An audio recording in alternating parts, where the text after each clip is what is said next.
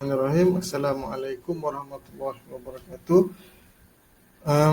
So pada sesi kali ini saya ingin menerangkan bagaimana untuk install software Fusion 360 under Autodesk.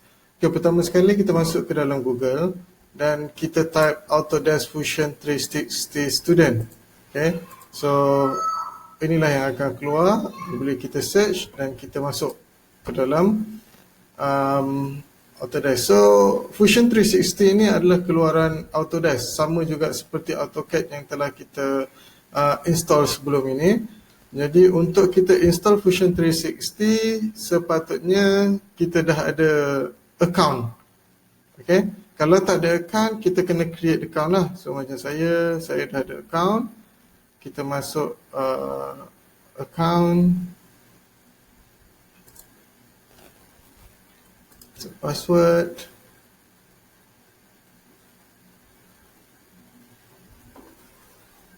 dan kita download.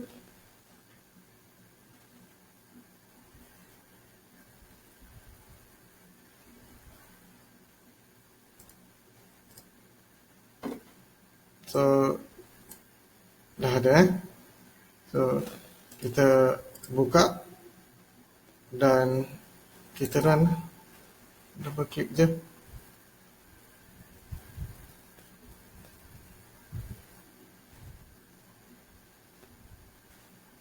Sebelum kita, sementara dia tengah install, sebelum kita install kita kena pastikan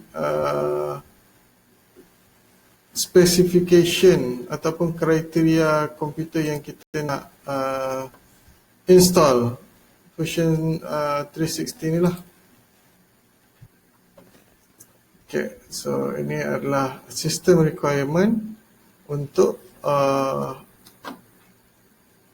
menjalankan perisian Fusion 360 ni lah.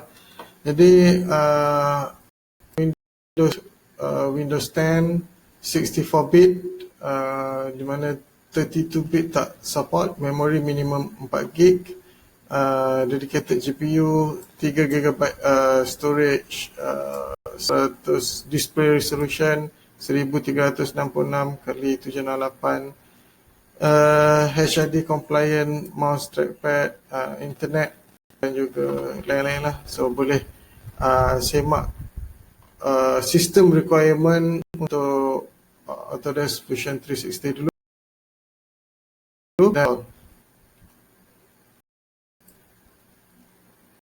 Okay, masih ada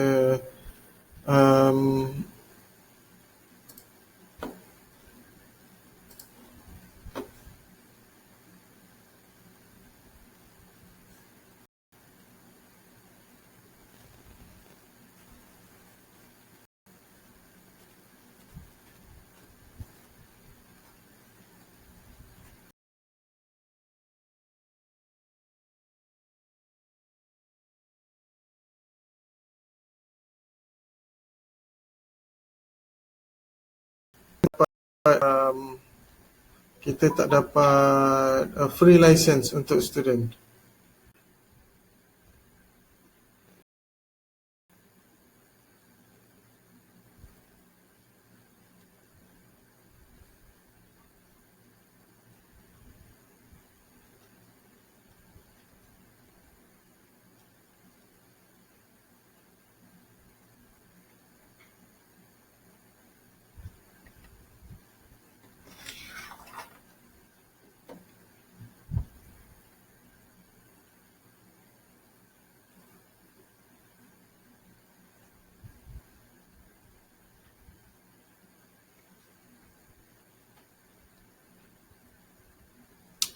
Baiklah, kita telah selesai install untuk Fusion 360 dan ini adalah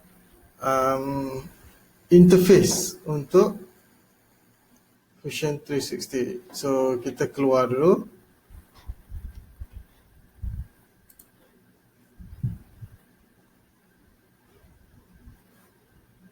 Dan kita cuba masuk semula.